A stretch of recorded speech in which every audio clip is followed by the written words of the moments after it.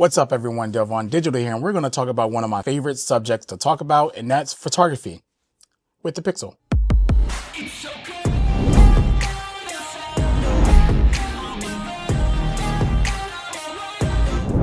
Now, because I know that I'm a professional photographer, I've been doing it for over 25 years, and I want to talk to you like a regular person when it comes to explaining RAW files and actually how they work. So we're going to throw all that photography mumbo jumbo out of the window, and we're just going to have a conversation. There's two different file extensions that most people shoot in. That's RAW and that's JPEG. So when it comes to RAW, I'm going to explain, let me explain the JPEG first. It's a lot easier doing it that. When you get your new phone and you take it out of the box and you snap a photo, more than likely it's going to be set to JPEG. So let me just easily explain what JPEG is. This is the analogy that I love using when explaining this to regular people that don't know much about RAW and JPEG. Okay.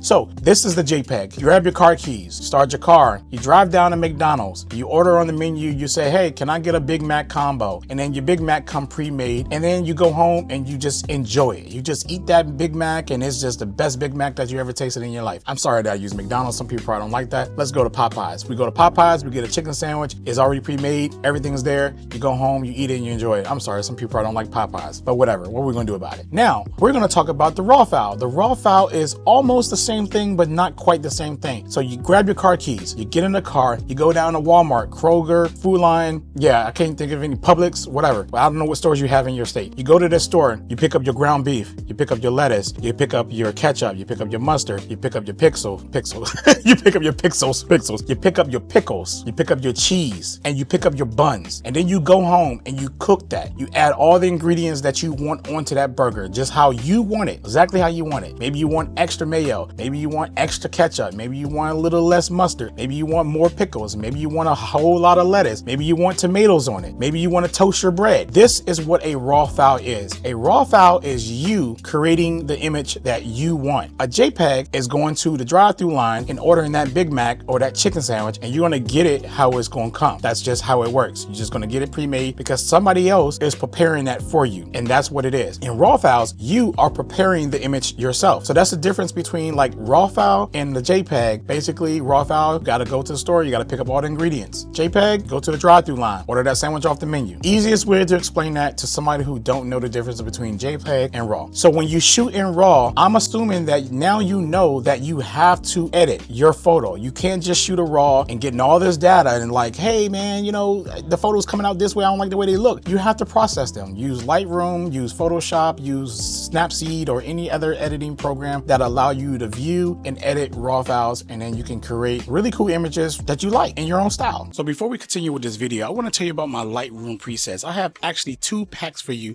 for Lightroom. So if you ever wanted to be a photographer or learn how to edit or get a good footing on how to start, my Lightroom presets will get you started. Each Lightroom pack contains 15 presets, different styles, different variations, different lighting conditions, just for you. And the best thing about presets is that you can edit with just one click of a button in most cases. Sometimes you might have to do a little bit of adjusting and tweaks and everything like that to really get the style that you want or the look that you're going for, but presets is a very good way to start. And the best thing about these presets is that they work with all variations of Lightroom, whether it's a tablet, a computer, a mobile phone, or whatever it is that you choose to edit on, they work. So if you're looking to grab these presets, all you got to do is go in that description down below, go ahead and hit that link and go ahead and get your pack, or maybe get 2 packs. Either way, my presets will help you edit better. So let's get back to what you came here for. So what I like to do with my Pixel, I like to set mine to RAW and 50 megapixels. That's like my default go-to, always at RAW 50 megapixels. But I also want to let you know there's like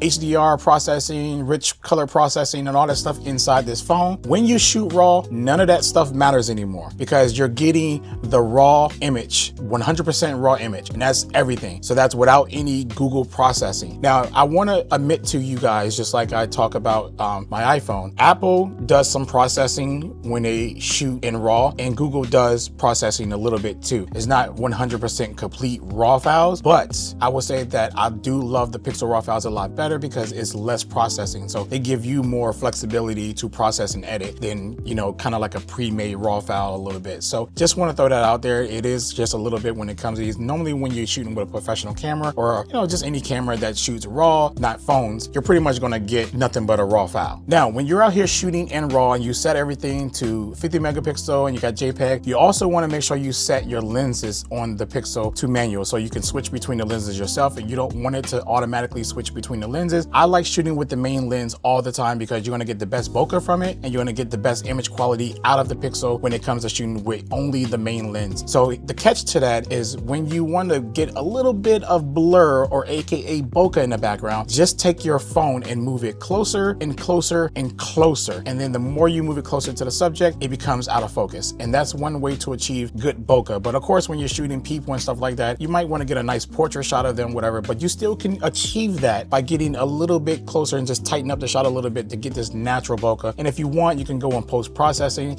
and just add a little bit more bokeh to it and it still looks natural. So I normally shoot with the main lens 99.9% of the time. I'm not a zoom guy and I'm not an ultra wide guy. Now, when it comes to my professional cameras, yes, I'm using professional lenses that actually have reach, but I do not like using digital zoom or even optical zoom in these, you know, these phones, because even with the optical zoom, it doesn't seem like your blur actually gets better because it's a different sensor size. So it's not like you're getting more bokeh in the background in the first place. You're going to hear me say blur and bokeh because bokeh is a word that we use in photography a lot, but blur, background blur, is something that the common user don't know about bokeh. They just say the word blur. So just for anybody who's watching, you may understand both, but some of you may not understand like background blur, like the little bit of blur that's behind me right now, you know, or bokeh, but bokeh with the bokeh balls. So the best way to achieve some really good pictures, at least from the Pixel or any other phone that you have, is that I use the manual controls in here. It actually has focus peaking, so it allows you to actually know what subject is in there with your lines up there. So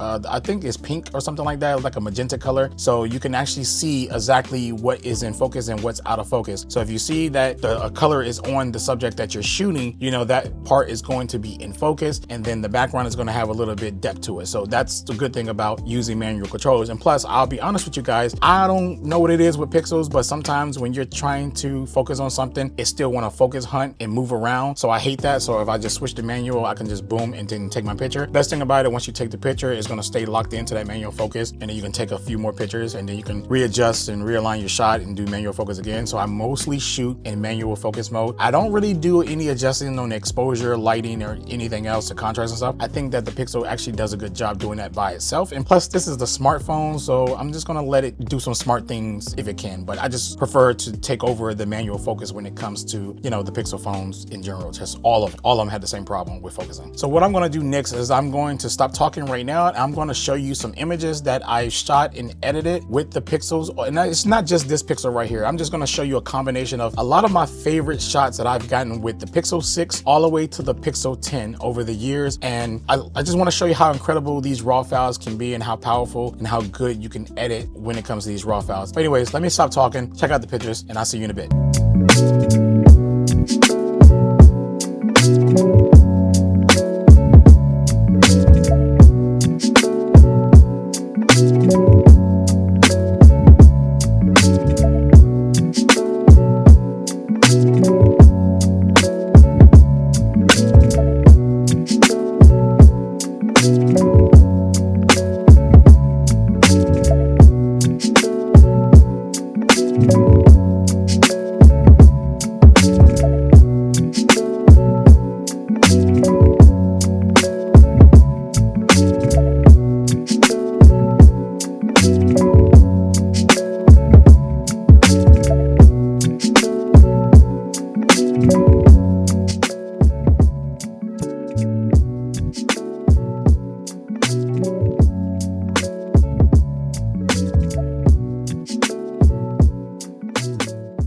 All right, so I really hope that you enjoyed those photos. Again, all of those was edited and processed, and I'll tell you pretty much I edit those in Photoshop because I'm a Photoshop person. I do have a process where I send them to Lightroom first. Normally I use Lightroom as a bridge to store my photos. I have the subscription, so I upload them to Lightroom and I have my presets, and I drop one of my presets up there, and then I send it to Photoshop and do all the extra detail editing. That's about it. I really don't like using Lightroom because I can't really control too much in there besides sliders. It has cloud storage where I can store my photos, and I can edit on my phone, I can edit on my iPad, I can edit on my Mac, my MacBook, or my Pixel phone, or my Pixel Fold. I can just go anywhere and I can just edit through Lightroom, and that's what I like. But I normally don't just edit on my phone through Lightroom. I mean, well, I only edit through Lightroom on my phone only because my phone doesn't have Photoshop. But when I'm out and about, I send it to Lightroom, then I send it to Photoshop because I'm using my MacBook. So that's pretty much me. I just want you to know that process because people might be questioning like, hey man, how do you edit photos? I use Photoshop, but Lightroom too. Just Lightroom is for presets, Photoshop is for everything else. So that's my process. With all that being said, I really hope that you got something out of this video. If you want to see more content like this, please hit that like, share, and subscribe button. And remember, I'll catch you in the next video.